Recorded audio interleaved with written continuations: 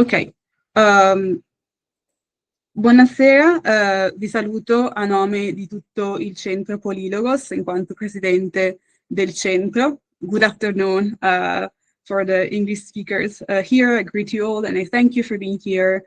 Grazie a tutti per esserci qui stasera. Thank you on the behalf of the entire Center Polylogos as the president of the center.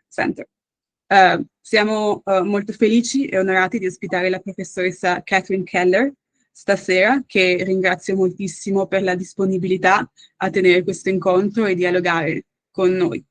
We're delighted and honored to host Professor Catherine Keller this evening, and I thank her deeply for her willingness to hold this talk and engage in dialogue with us.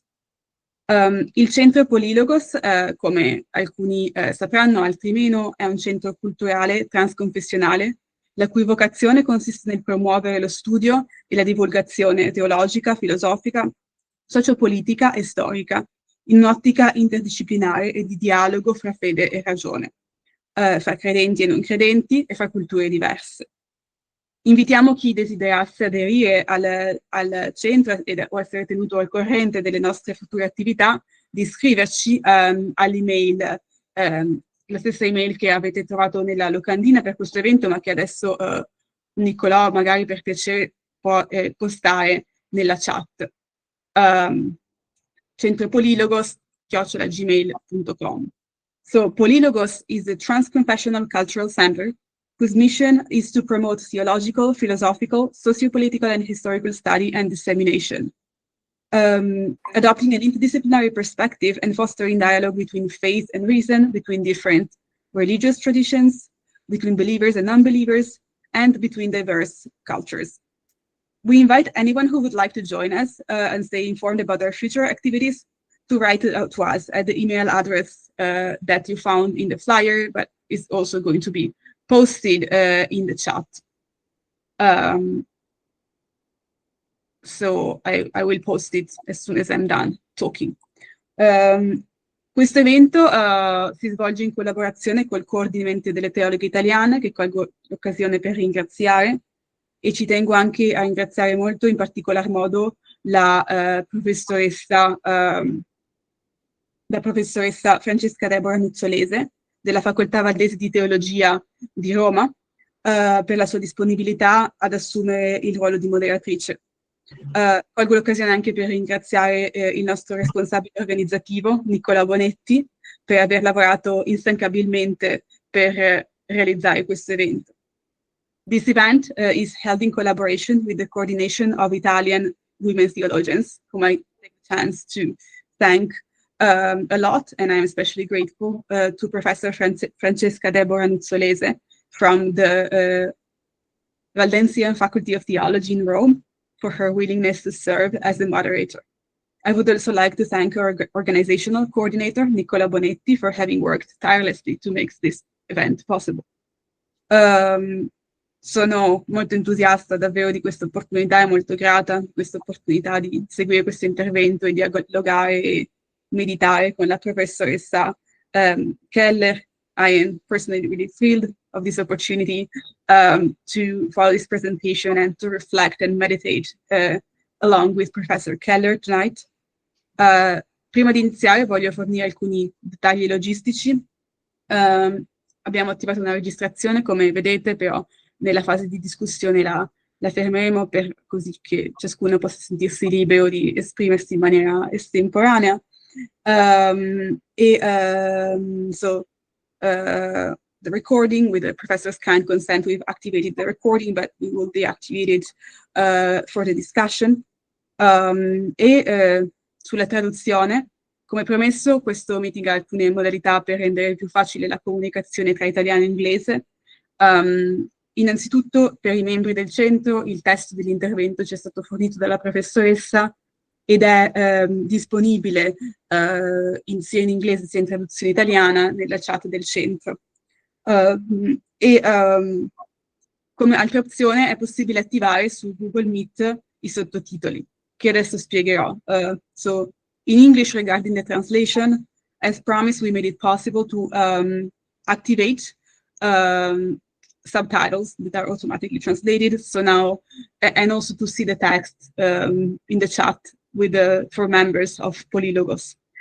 So now I will explain in Italian only because I assume this will be needed mostly by the Italian public. So I will explain in Italian how to activate the translated subtitles. And we also post the instructions in the chat.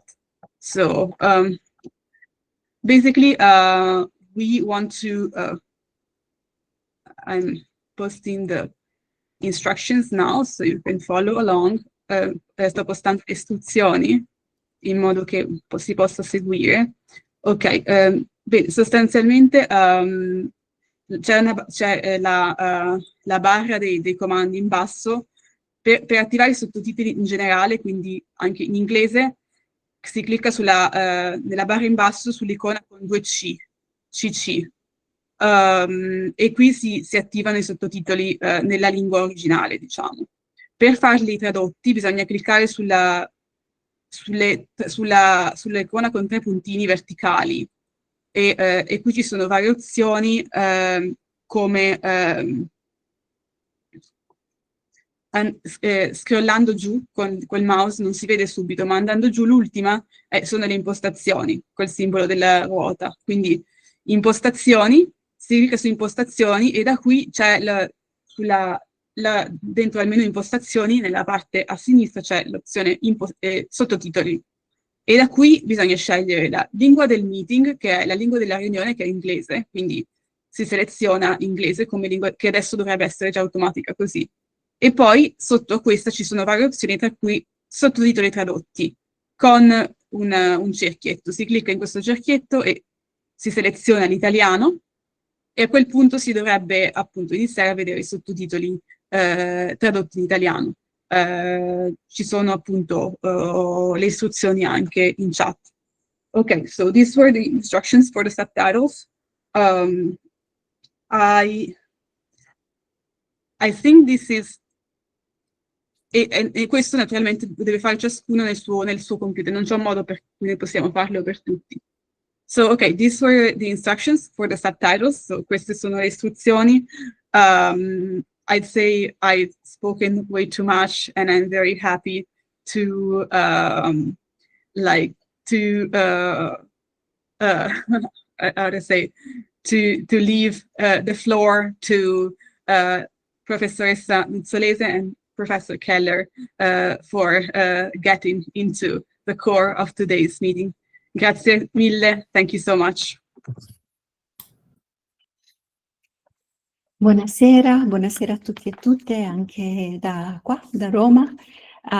So che ci sono molte partecipanti da tante parti del mondo, sicuramente da 2 continenti diversi, ed è la prima cosa che mi viene di dire ed è un dono poterci unire come comunità online, una comunità la cui stessa connessione riflette il tema che oggi ci convoca, cioè l'intreccio profondo dell'interdipendenza di tutti e tutte noi e della creazione tutta. Vorrei, a nome della Presidente del Coordinamento Teologhe Italiane, Simona Segoloni, che non può essere con noi stasera, portare un saluto e la gratitudine da parte sua. L'associazione lavora attraverso convegni, gruppi di ricerca, pubblicazioni e momenti di confronto pubblico con l'intento di rendere visibile e incisiva la voce delle donne nel dibattito teologico contemporaneo e anche nelle prassi ecclesiali e sociali. Perciò è il gruppo, diciamo, più giusto insieme a Polylogos per aver invitato e per aver accolto così caldamente la professoressa Keller. Ed è veramente un grande onore accogliere la collega, teologa costruttiva di riferimento internazionale, che, mi ha detto poco fa, conclude proprio in questo semestre il suo lungo insegnamento presso la scuola di teologia all'interno del Drew University negli Stati Uniti.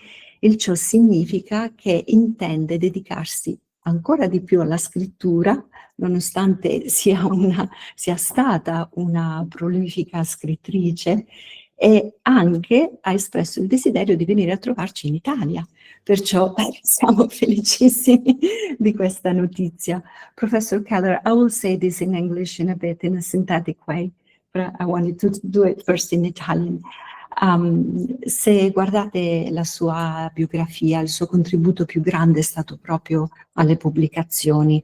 Abbiamo tantissimi titoli importantissimi, 9 volumi in totale, e poi è stata curatrice di lavori collettivi che portano insieme le voci di tante persone importanti nel tema del dialogo interreligioso, della teologia del processo, del pensiero ecologico e della riflessione femminista. Per molte di noi però il suo contributo non è stato solo oggetto di studio, ma una vera presenza formativa. La sua teologia ha saputo plasmare non solo il percorso di ricerca e di insegnamento, ma ci ha ispirate a fare una prassi ecclesiale diversa. Mi sembra di non esagerare dicendo che ci stiamo incontrando in un tempo che possiamo definire di allerta globale, ecologica, politica, tecnologica e anche spirituale. L'instabilità climatica, a cui la professoressa Keller fa particolarmente riferimento, ma anche la fragilità delle democrazie, le migrazioni forzate, i conflitti armati, le disuguaglianze economiche e anche l'accelerazione dell'intelligenza artificiale ci ricorda che le nostre storie non sono più non solo isolate, ma neanche isolabili, e i nostri futuri sono inestricabilmente intrecciati. Ed è proprio in questo contesto che la teologia della professoressa Keller acquista una particolare lucidità. Il suo pensiero rifiuta tanto la nostalgia quanto la disperazione. Non si rifugia né in un passato idealizzato né in un fatalismo apocalittico, nonostante di Apocalisse si occupi molto direttamente. Al contrario, ci propone, ci invita a comprendere la creazione non come un evento concluso, ma come un processo relazionale in atto tuttora, una creatività cosmica ed etica nella quale siamo non solo coinvolti e coinvolte, ma chiamate a prendere più responsabilità di coinvolgimento e partecipazione. Nella sua prospettiva, la creazione non è una dottrina da difendere, ma un campo di responsabilità condivisa. Non è un'origine statica, ma un divenire partecipativo. E la teologia non si può mai separare dalle condizioni materiali della terra, ci ricorda la professoressa. Resta radicata nel suolo, nelle acque, nell'atmosfera, nelle specie con cui condividiamo l'oikos, la nostra casa comune. Mentre ascoltiamo quello che lei condividerà con noi stasera, penso il frutto di una vita intera di impegno, di riflessione e coinvolgimento teologico, siamo invitati e invitate non solo a comprendere i concetti, ma ad entrare in un orizzonte immaginativo, a porci delle domande importanti. Che cosa significa pensare la responsabilità non in termini di controllo o dominio, ma di relazionalità e capacità di risposta? Come cambia la nostra comprensione della Chiesa, delle istituzioni civili, dei sistemi economici, se li pensiamo dentro una rete di interdipendenza planetaria? Dopo l'intervento della professoressa Keller avremo un tempo di dialogo e domande facilitate dai traduttori, da me stessa, tra l'inglese e l'italiano. Facciamo che la comunicazione non sia un problema, ma anzi una gioia, no? Di comunicare attraverso sguardi e culture diverse. È proprio a questo sguardo che la professoressa Keller ci invita, uno sguardo critico e costruttivo, dialogico. I temi che affronteremo non sono questioni chiuse, ma domande vive, aperte, che ci invitano particolarmente a dialogare. E dunque con profonda gratitudine e con anticipazione gioiosa che apriamo l'incontro con l'intervento e ringraziamo la professoressa Keller che ci dona la sua presenza e il dono della sua ricerca. Professor Keller, I tried to introduce you with the richness of your work for all the years in which you have constructed theology that has changed not only the way we think about theology, the interconnectedness of relationships and responsibility, but also you have given us an opportunity to do theological praxis differently.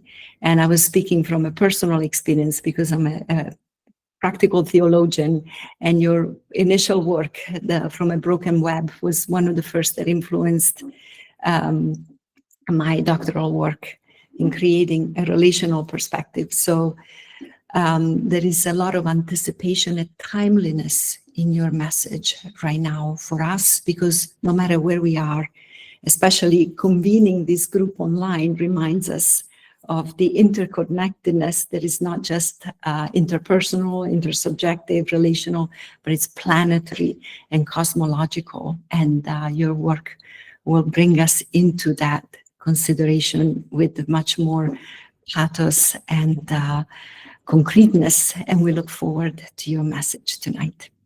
Welcome. Well, Francesca, thank you for such a beautiful introduction. And I did intuit a lot of what you were saying in Italian, and feel very grateful. And very glad also that you will and do bring a practical theological lens to the discussion. Nothing is more important than that for Christianity and so the world. So this talk, creation, creativity, connection, cosmos. I take it most of you have had a chance to look at the draft that was sent out a few days ago, and what I will read today is very close to that, only slightly edited. So don't worry.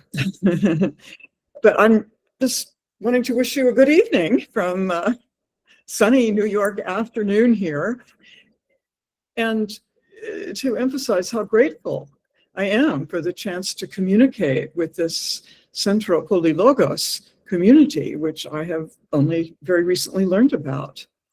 And your name signals a beautiful linkage of the Christological logos with a plurality of perspectives. I hope that my reflection today, in which I will share some thoughts on the concept of creation, as part of a project I'm into these days, will make some sense within your polylogical explorations. Of course, the term creation itself can convey a logic very different from polylogic. It can convey the logic of a single act in the beginning, a one-way act of the creator, an absolute act of creatio ex nihilo, as a beginning leading eventually to some kind of final end, along a fairly straight path. But today's reflection on the creation actually means to disturb any simple timeline from beginning to end.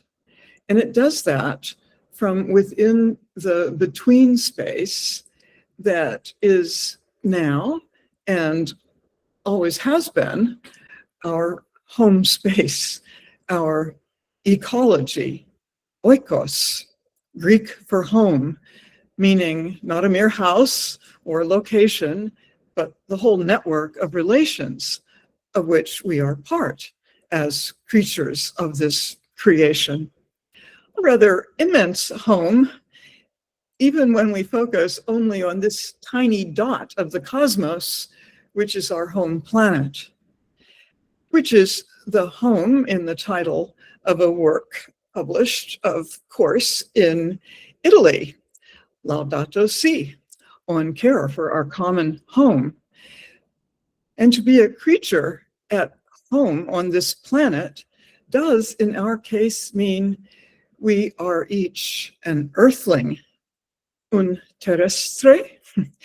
If we take seriously the name Adam, in Hebrew, Adamah, meaning soil or earth, which is why this meditation, though it is not only about the earth, is calling itself an eartheology. Yes, that's one word, one I made up.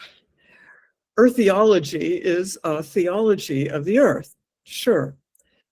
But it is not just a piece of the doctrine of creation, nor is it simply a matter of warning about the dire state of our shared earthly matter at this time. Eartheology is also about recognizing the earthiness of all theology, however much theology meditates on matters heavenly. Heaven, at least biblically, remains a matter of heaven and earth together. So theology remains earthbound, even when it doesn't want to be and loses touch with the earth. And that is a loss of touch, true of too much Christianity for too long, isn't it? With tragic consequences for our common home. In this, our common time, our saeculum, our age, as that word means.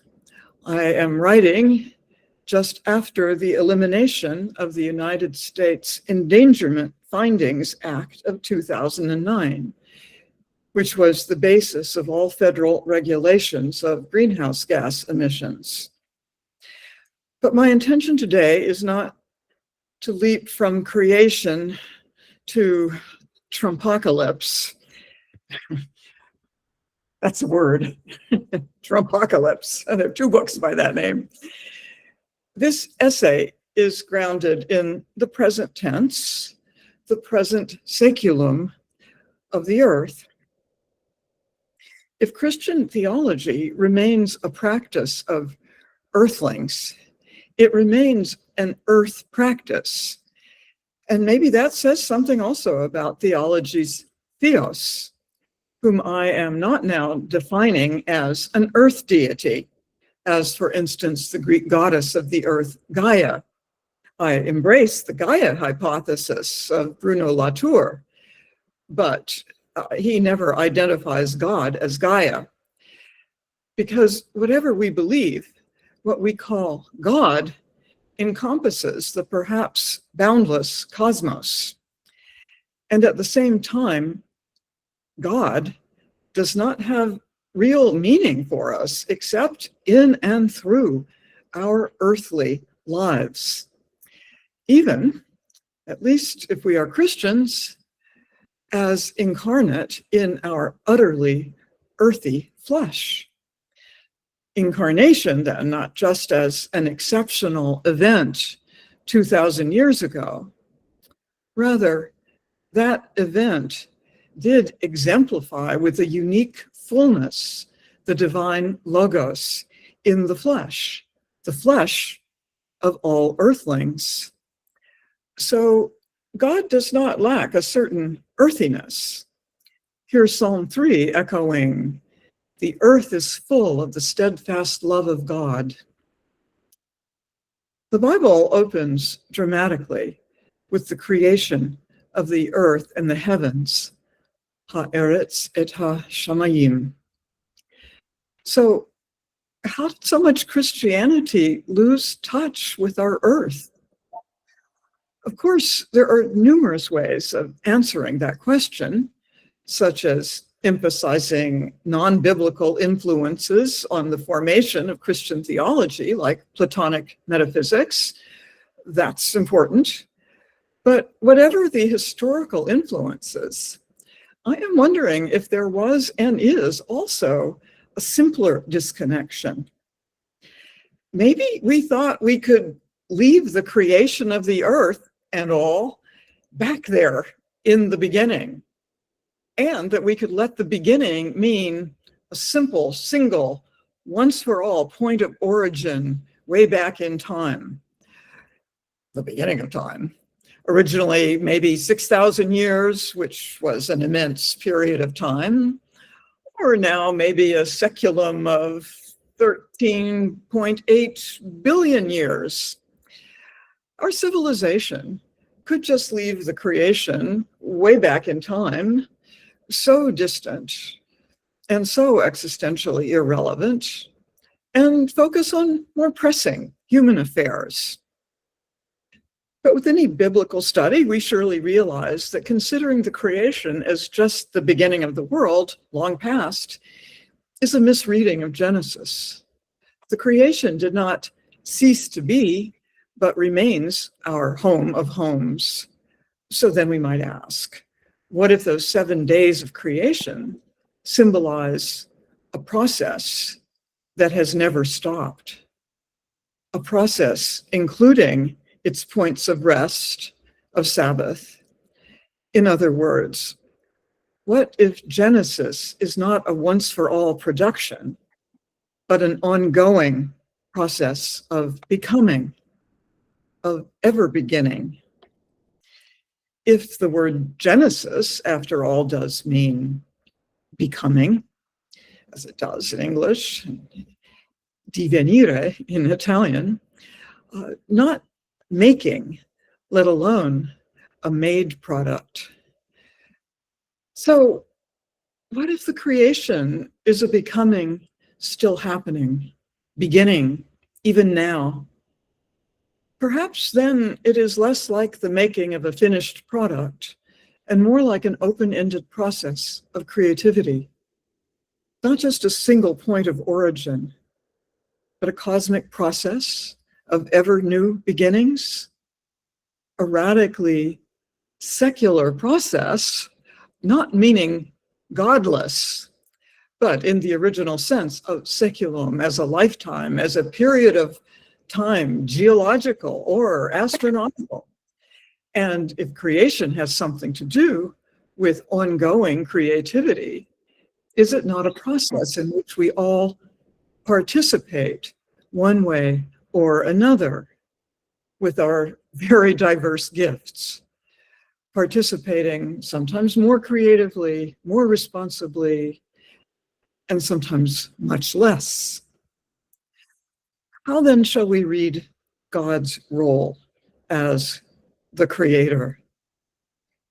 Is it possible that the notion of a once-for-all, top-down creatio ex nihilo is a little bit off? Is that sense of the omnipotent creation of all things from nothing maybe a little more a stereotype now than a biblical truth? Of course, any biblical truth, if it is alive, a living truth, is not a once-for-all certainty, is it? It requires continuing reinterpretation, attunement to the spirit alive in our context, our language, our process right now, right? So I am not saying the creatio ex nihilo is wrong. Many of my friends are committed to it. But creatio ex nihilo is just one interpretation. I'm saying there is no certainty about the once-for-all, one-way creation from nothing. After all, creatio ex nihilo is not a phrase in the Bible. And indeed, there is no such thing as nothing in the first chapter of Genesis.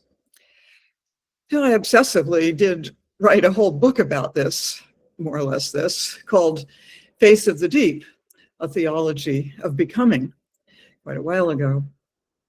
Biblically, in the Bible's second verse, the creation seems to presuppose an already existent earth, tohu vabohu, not the Hebrew for a void, for nothing or nothingness, actually, but for formlessness. And then in the same verse, darkness was on the face of the deep, the oceanic tehom, not nothing, with the Spirit pulsing over the waters as over waves. Nothing like nothing in that verse, except maybe in the sense of no thing, no formed things, no three-dimensional objects. Instead, there is a vibrant pre-creation somethingness, something more like a pure potentiality, an abyss of possibility, and a bottomless flow of energy, perhaps. That would suggest what is meant by the phrase creation from chaos, rather than from nothing. But this chaos would not be a mere confusion or disorder. I'm not saying that the phrase creation from chaos is biblical either in the Bible. Darkness over its face. Does that give a hint of the physics of dark matter, or more likely, dark energy? The darkness meaning unknowable, which is why in Face of the Deep, I called the alternative to creatio ex nihilo, creatio ex profundus. It can be understood as a beginningless and endless creativity. Such a creativity does not replace the creator, but it is not an external, top-down act of creation, long past, finished, done. So what if the creator, in the midst of this flux, is really creative? Creative in the sense of a process full of novelty, experiment, spontaneity, and relationship. As you, in your own moments of creativity, perhaps experience, creativity is not a top-down, very controlled process with predictable outcomes. It's more like art, isn't it, than like mechanics, or than like monarchical power. But can we try to understand God as being more like an artist than like a king? And if so, what does it mean that we humans are made in the image of God? Are we not created to have dominion, to rule over everything else? Well, the term radah, Hebrew for dominion, does seem to suggest such power over the rest of the world. The power not just to be fruitful and multiply like other life forms, but to fill the earth and subdue it. Genesis 1:26. Fill the earth and subdue it. Perhaps, as my teacher John Cobb said half a century ago, that's the one biblical commandment humanity seems to be fulfilling. And of course, it has since become the crown verse of conservative Christian anti-environmentalism. The entire United States Republican base would identify as dominionist. So liberal Christians have long insisted on translating radah instead of dominion as stewardship. And yet the Hebrew does retain its ancient sense of rule. So what do we do? Well, how about we check out the rest of chapter 1? It doesn't happen so much. It isn't quite so anthropocentric as the dominionists would like. So let me read that bit. God said, "See, I have given you every plant yielding seed that is upon the face of all the earth, and every tree with seed in its fruit. You shall have them for food." Well, that characterization of dominion sounds very nourishing, but not very royal. And then the chapter's next verse goes on in detail. And to every beast of the earth, and to every bird of the air, and to everything that creeps on the earth, everything that has the breath of life, I have given every green plant for food. Hear that? Every other animal on the planet is given the same thing that is what our dominion has granted us. All that wonderful green produce, a great vegan diet. And then the chapter ends, it was so, God saw everything was very good. And that was the sixth day. So no wonder the dominionists almost never quote even the whole dominion passage of Genesis 1. They are not interested in a vegan dominion. But hey, I do not say this self-righteously. I am not a vegan. In fact, I eat much too much great Italian Parmesan cheese. So context changed.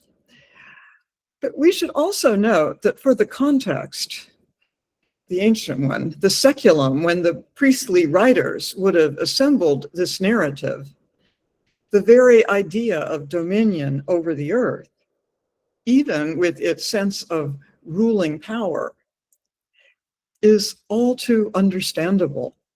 This story emerges from a tribal history of great struggles to survive in the desert wilderness. At that point in history, the danger to humans from the non-human world was certainly greater than the danger from humans to the rest of the earthly creation. But these days, it's the other way around, isn't it? Our species endangers the others far more than they endanger us. That reversal, in a sense, constitutes the saeculum of modernity. Dominion became domination. This would have been barely imaginable to the biblical authors, this reversal whereby the progress of mankind, as we call it, brought us to the present epoch, in which, however carefully you state it, and however much you distinguish between grades of power in our species, we find ourselves in an unprecedented moment. We find ourselves in the saeculum of the Earth's sixth mass extinction crisis, and the first extinction crisis of those six to be driven by humans. Harvard biologist E.O. Wilson estimated that 30,000 species per year, that's about 3 species per hour, are being driven to extinction. Compare this to the natural background rate of 1 extinction per million species per year. And you can see why scientists refer to it as a crisis unparalleled in human history. But let me pause and say, I don't mean that ecological crisis is the only super threat we face. Human ecology, however massively important, does not eclipse questions of social justice, questions of race and class and sexuality, of many kinds of systemic human suffering. And there will persist such questions as AI becoming too smart for our own good, and of nuclear weapons remaining very ready. But none of those threats can be abstracted now from questions of energy and economy. So an eartheology attends to the systemic dominion that is working economically and so ecologically against our planetary home. In biblical communication, the switch of radah from dominion to stewardship helps, but stewardship may not convey enough strength, at least in English. An alternative to dominion I'm trying out is the notion of responsibility. It carries an echo of Rada's sense of authority, and kingship certainly implied responsibility. But responsibility more elementally carries also the sense of responsiveness.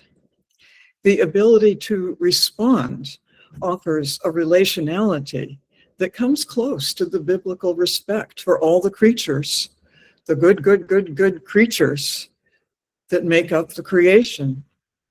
So dominion, rada, read as responsibility, is biblically speaking a form of creativity, for it reflects in imago Dei, the image of the Creator.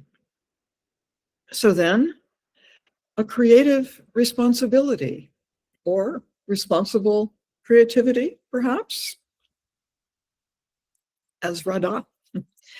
But responsibility always suggests ethical consciousness, right? The ability to distinguish right from wrong. But isn't that precisely the knowledge of good and evil that Genesis then blames, especially on Eve, that it blames for our collective fall and expulsion? And I wonder if that part of the story doesn't occasionally puzzle you. It puzzles me. Isn't knowing the difference between good and evil key to what we mean by ethics? So then, how does such knowledge cause us to make the wrong choices? How would we make right choices without distinguishing between good and evil? So here's the best I can do. Adam and Eve have lots of knowledge before that bite. They have language, they speak, and they enjoy the fruit of multiple trees. They seem to be creatures distinctively conscious of their environment.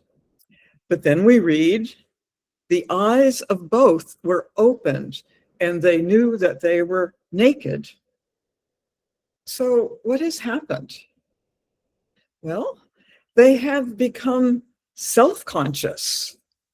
They now know about their own condition, and they cover up. It seems that the Creator wanted these human creatures to retain their naked innocence. Ethical knowledge loses that innocence. It seems that the Creator wanted these highly intelligent creatures to remain in some important way more like the other animals who had all been granted the same food rights as us, after all. Perhaps it was expected that we would retain a kind of animal spontaneity, more conscious than other animals, but unself-conscious, no need to cover up anything. And at least in English, self-consciousness does carry that sense of inhibited spontaneity. And that's what I'm now hearing there. I personally am, and it's a recent thought, I personally am all too aware of how my self-consciousness can paralyze my spontaneous embodied responsiveness, my relationality, and yes, therefore, my creativity. Do you see that in yourselves? This judgment. Oh, that's bad, Catherine. Oh, that's pretty good, Catherine. So even in the interest of ethical judgment, I inhibit my relational responsiveness and sometimes also my response ability, that responsiveness that is aware, mindful of connections, that does not organize the world into the binary of good and evil. And for that reason, I think I will not directly call that self-consciousness and its cover-up sin.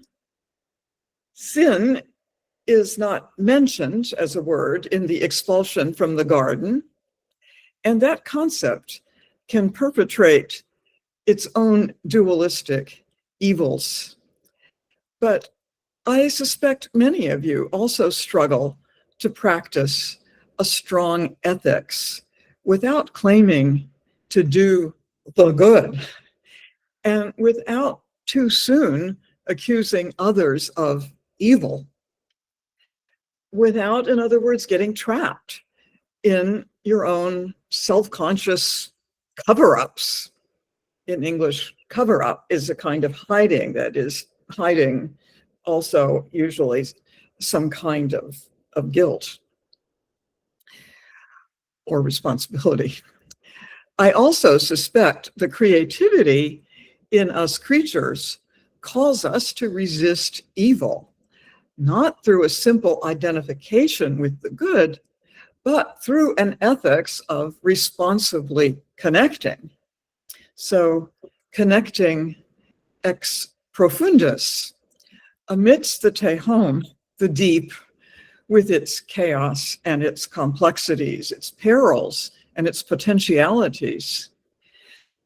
And then we may be creating in imago Dei new compositions of our embodied relations, of our environing world, participating not in one single final new creation, but in the continual renewal of our oikos.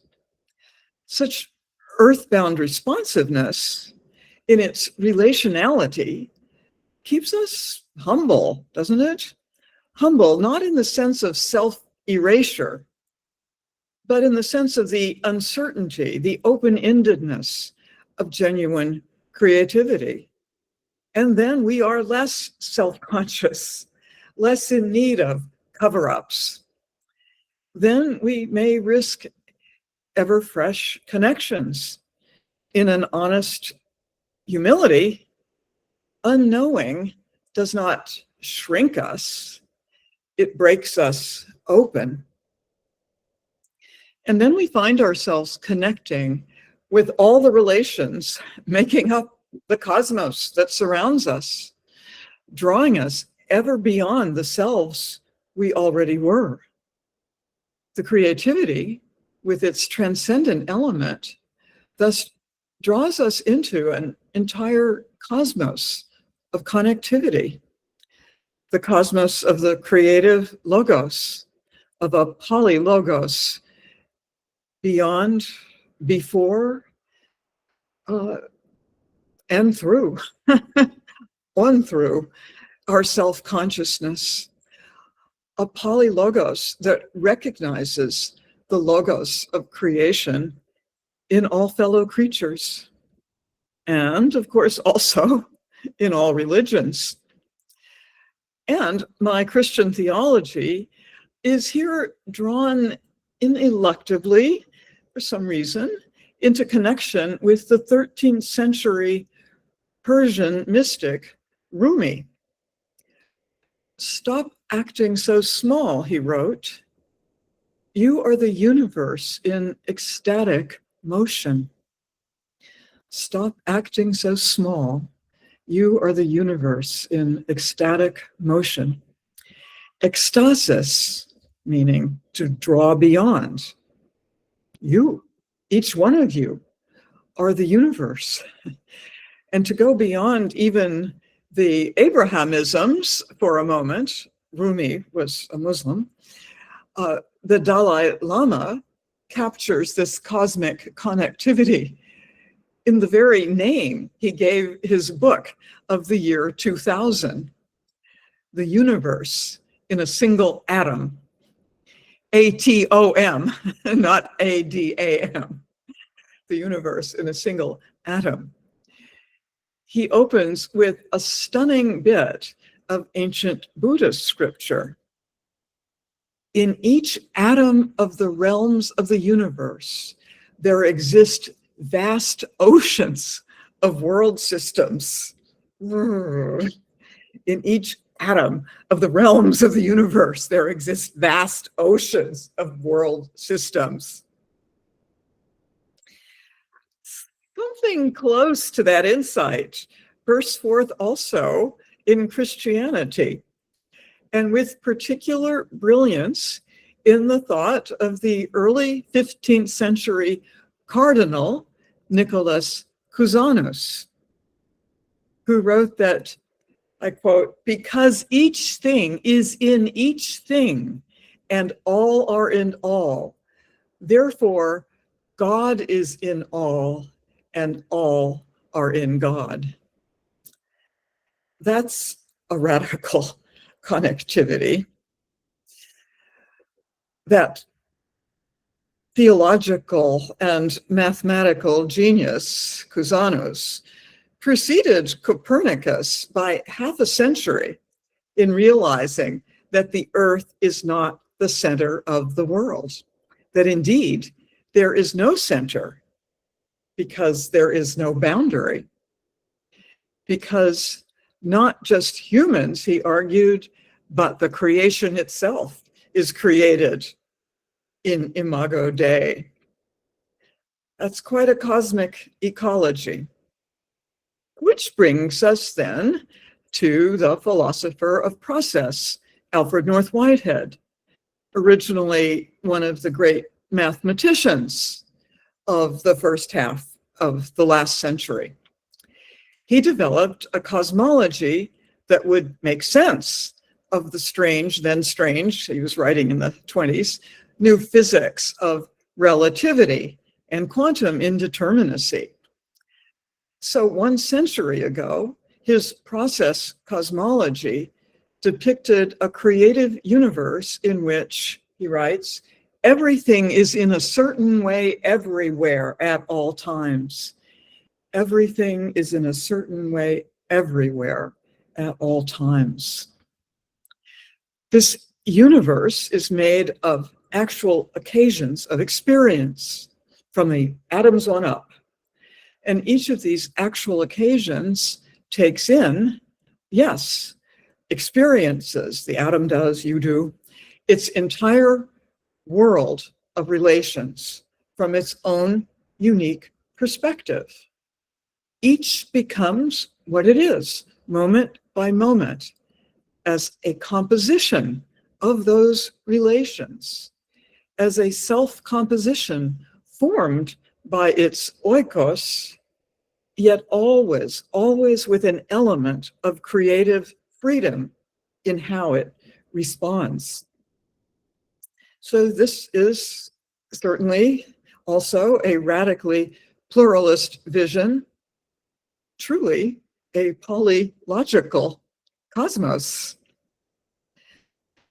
Whitehead refused to repress the God element, even though, he was a mathematical scientist early on. His cosmology gave birth to what is called process theology, in part through that teacher of mine, John Cobb.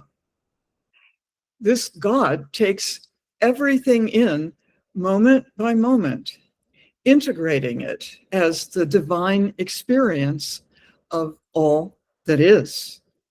So this is a God always in process of creative becoming, truly a God of co-creative becoming, not a static, changeless separate classical deity, but a God that process theologians argue better resembles the relational responsiveness of the biblical Elohim, a God never done, finished, never changeless, never static. Rather, a God unfolding in a beginningless and endless process of creativity, at least in the process theological interpretation. So this brings us back to the beginning question of the creative flow of beginnings and endings, the cosmic flow, not of a straight line of time, but also not of a circling sameness or a static aimlessness. This creativity is something more like a spiraling action in waves curling back and breaking forward, repeating the past, but always with a difference. In the vibratory repetition, some element of novelty always beckons. And that's what process theology calls the divine lure, the initial aim of possibility. And consider how that rhythm reflects the vibratory character of Genesis 1:2, with its oceanic waves of the deep and its spirit breath pulsing in sync with the primal waves of the sea. But this God who lures us is not the omnipotent one who controls. God cannot be blamed in process theology for the evil, the wrong choices of our species or of any others, because God isn't omnipotent in that sense. It is not that God could intervene, but chooses not to, or that God is too weak. It's rather that God does not control, because that's not who God is. God is not the all-controller. So the creation is no once-for-all act from on high. In the process theokosmos, the creation is ongoing. It is a creative process shared with every creature. And this is a God, therefore, truly alive, feeling, taking it all into this moment's divine self-composition. God harmonizes it all in God's self, in a harmony way more complex than any human music. But God does not, in that harmony, thereby fix the world. God calls, lures each actual occasion to realize the logos that is its better possibility. So repair of the world, repair of the earth, truly depends on our creaturely cooperation with each other and with God, with that ultimate creative responsiveness we Christians sometimes call love. Do you see how that brings us to the matter of our earth, to the matter that relates every atom of us to our ever materializing universe? We come, if we are thinking theologically, to an earth theology of all that is, of a spiraling, nonlinear temporal process of endless beginnings and of open ends. Truly polylogical, the deep itself, the tehom of the alpha, is the source and ground of every moment, now and now and now, of our becoming, are becoming in relation to each other. Yes, us here on the screen, even to each other. So we open toward an omega, not of closure, but of disclosure. An omega perhaps resembling Teilhard de Chardin's sense of the omega point, not as a total ending, but as convergence within a cosmic interconnectivity. Teilhard, who I've just recently gotten back a little into, Teilhard powerfully insists that the more we learn about the facts of matter, the more we are confounded by the interdependence of its parts. Each element of the cosmos, he writes, is positively woven from all the others, from beneath itself by the mysterious phenomenon of composition. Well, composition carries a musical echo, doesn't it? And perhaps its mystery pertains not just to its depth beyond knowability, but also to its unpredictable creativity, its improvisational element, in an artistry endlessly unfolding in a universe of co-creativities. So I hope I have persuaded you, or begun to persuade you, that to free the creation from the static sense of a single, once for all point of origin lets it open into the vast creativity of the creation, which is our cosmos, but at the same time into the intimate interdependence of its interweave. Around that connectivity, no simple boundary can ever be drawn.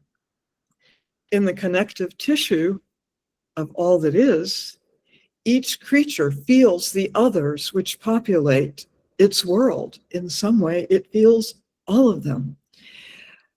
And this world's God, at the same time, feels every one of us, every single atom, through our vast differences, our pulses of vast vulnerability and of ever fresh possibility, through our polylogos. Perhaps then the divine logos never ceases to call. Amidst this relationality of difference, our home planet's particular ecology, with its stunningly rich, complex aliveness, may be unique in the universe, or there may be millions of others that we don't know, with creatures more intelligent than us. We don't know. But we are earthlings, terrestri, and the earth is the home of all of our homes, the oikos that gave rise to all manner of distinctive species, and to us, this wondrously distinct species that we are. This species which is now using its talent to exploit, and so to bring on the extinction of countless other species. It is a quite small proportion of us humans who drive this menacing exploitation, but it is threatening our collective oikos. So our human distinction is now playing with self-extinction in our suicidal addiction to that old apple. It's an apple not just of self-consciousness, but of a self-centered and objectifying knowledge of the world. At least that's how I think we have to read it now. And of our corrupted dominion. which makes our dominant elites such know-it-alls and such use-it-alls, and which tempts a significant proportion of Christians into a passive faith that whatever happens is as God wills it, or that God will eventually step in and fix it, if maybe only in a new creation coming down from above, a novo creatio ex nihilo, a new heaven and earth, independent of all human responsibility. And in our seculum, the objectivism of the diseased apple can take forms that are supernaturalist or super secularist. And while ever more of us around the planet, even in the United States, are coming to understand the evil that is materializing in global warming, our knowledge can depress and paralyze us. And then our good efforts can feel like self-deception, which is another sickness of the self-knowledge carried by the apple. Maybe I should call the apple at this point in history the rotten apple. So in closing, just about closing, here comes another hint from the land called now Iran. That 13th century Rumi gives, yes, a hint as to the spirit in which we may undertake planetary healing. He writes, when you do things from your soul, you feel a river moving in you, a joy. That joy may flow from the heart, the loving heart of all creative responsibility. That river of soul is not flowing from some merely individual source, surely. As Rumi said, you are the universe in ecstatic motion. Nor does the joy erase sadness or grief, but maybe it can release glowing ripples of hope into any darkness. So maybe we can relate Rumi's river of joy to the river that flows through Eden, fourfold river, mythically carrying that fresh water that was so literally crucial to the Hebrews. Soulful metaphors don't just stay private or just human, do they? They flow into the materiality of the creation. And in its materiality, that fresh water is still carried in majestic volume by perhaps some river literally near you. I know that Italian rivers are facing a critical ecological crisis driven by severe droughts, intense agricultural pollution, and industrial waste. And I just had an experience of the great Texas-Colorado River. It suffers badly from pollution and climate change.